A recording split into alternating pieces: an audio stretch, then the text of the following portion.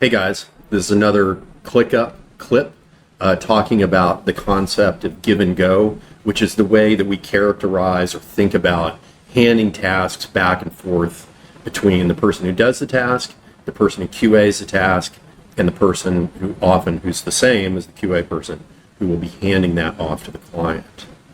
So in that process, often what we see is that the task will be handled by, say, a designer or someone who's handling, say, data processing or something of that nature.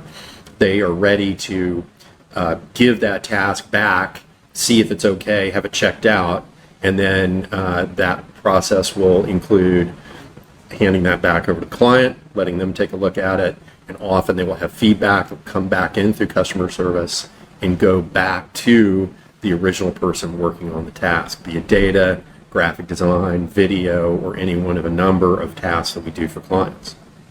Just looking at a typical task, this is for Camplify identity work that we do for them. We do a number of different design duties for them. In this case, the designer is John Ryan. I'm the person handling the customer support communications. And so in this case, he would hand me the task simply by assigning the task to me and putting it into review status, and that way I know that I need to look at it. Once that happens, I'll take a look at the task, submit that to the client, and when the client gives feedback, let's see if we can find some feedback. So here's some feedback from the client where they basically come back and said they like their original logo, they'd like us to embellish that for them, and then what I do is I simply remove myself from the task, reassign it to John Ryan, and then assign him the task to do. He would complete that task as he's done, although we would expect him to kind of click resolve on that once that's done, and then provide a new revision. And again, he would remove himself from the task, add me to the task, and update the status.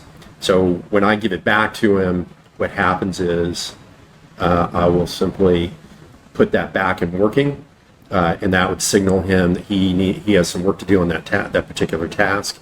He has some revisions to do.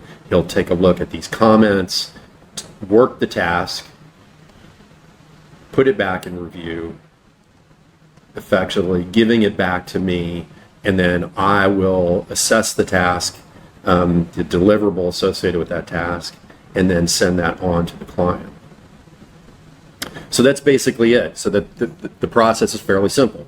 Once you have reached a point in executing a task where you're ready to have it reviewed, you can use review. In some cases, we use quality review as the status to put that in, and then you would just give that back to the person who's responsible for checking that task, and then furthermore sending that over to the client, and that's give and go.